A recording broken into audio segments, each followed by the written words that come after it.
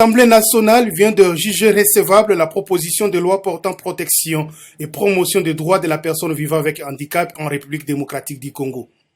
Initiée par la députée nationale F. Bazaïba Massoudi, élue du mouvement de libération du Congo dans la circonscription électorale de Bassoko, la proposition a été approuvée à l'issue du débat général qui s'est déroulé au cours de la séance plénière de ce vendredi 29 mai à l'Assemblée nationale. Cette loi en devenir viendra combler les vides juridiques en matière de la protection et de la promotion des droits de la personne vivant avec handicap en RDC. D'après son initiatrice, cette proposition, une fois votée par le Parlement, permettra de créer un cadre efficace pour la protection et la promotion des droits de la personne vivant avec handicap au fin d'assurer sa pleine participation à la vie nationale au même titre que tous les autres citoyens. Constituée de 6 titres, cette proposition de loi a été envoyée à la Commission socioculturelle de l'Assemblée nationale et PAJ en vue de son toilettage. Signalons que la présente proposition de loi fixe par exemple à son article 1er les modalités d'application de l'article 49 de la Constitution en vigueur relatif à la protection et promotion des personnes vivant avec handicap par les pouvoirs publics.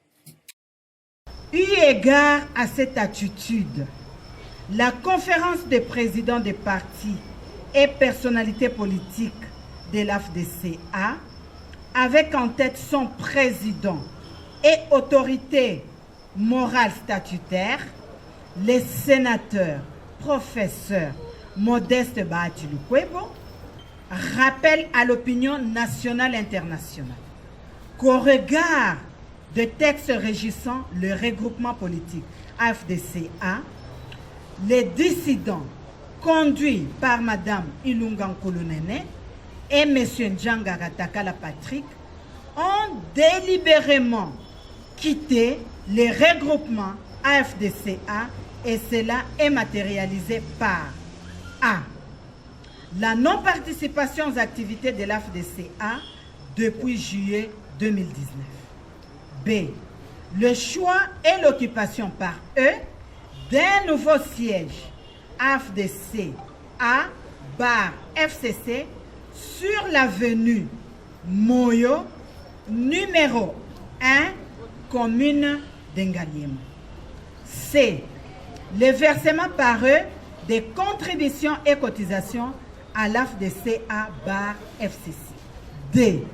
Les sorties médiatiques tapageuses et des insignes sous le label de l'AFDCA FCC et les procès verbaux de leur réunion du 14 juillet 2019 transmis au bureau de l'Assemblée nationale par lequel les dissidents reconnaissent avoir reçu des fonds pour déstabiliser les sénateurs professeurs Modeste Bahati Lukwebo en vue de pécher et corrompre les députés nationaux de l'AFDCA en vue de créer la dissidence et ainsi s'accaparer des postes AFDCA au gouvernement.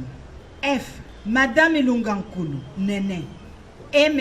Njanga Katakala Patrick ne sont pas signataires du protocole de création de l'AFDCA car n'étant pas président d'aucun parti politique membre. Ils agissent donc sans titre ni qualité au nom du regroupement politique AFDCA. Prévu ce lundi 25 mai 2020 à l'Assemblée nationale, la plénière consacrée à l'examen de la pétition en charge de Jean-Marc Kabound, initiée par le député MLC Jean-Jacques Mamba, a été tout simplement sabotée par le député de l'Union pour la démocratie et le progrès social, UDPS, se trouvant dans la salle. Le perchoir a été pris d'assaut par ces élites de la famille politique du premier vice-président de la Chambre basse. Véritable théâtre de chez nous. S'il vous plaît, montrez-vous exemplaire. Des SMS annonçaient que lors de l'examen de la pétition, des incidents seraient créés par certains groupes et nous y assistons. Nous sommes informés, je demande à tout le monde de rester à sa place. Tout le monde reste à sa place. Les services de sécurité et police, faites votre travail. Non, le règlement est clair. Le règlement est clair. Le règlement règlement est clair.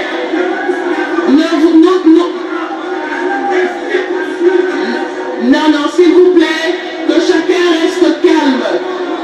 Que chacun reste calme. Que chacun reste calme. Que chacun reste calme. Se trouvant dans l'impossibilité de continuer la plénière, Janine Mabunda a donc finalement suspendu celle-ci tout en regrettant le comportement de ceux qui, aux yeux de l'opinion, étaient censés de prêcher par exemple, comme pour dire respecter leur prestigieuse appellation honorable.